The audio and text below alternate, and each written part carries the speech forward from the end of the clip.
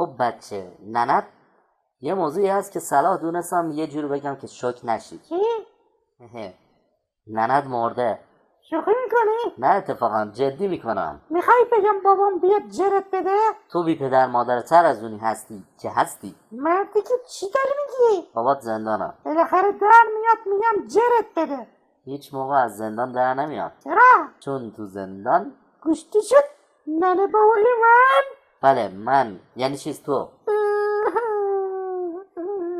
تصمیم با خودت. تو الان 9 سالته میتونی بری تو اردوگاه کار اجباری تحت حمایت طفل بی‌خاصیت کیم جون اون چی؟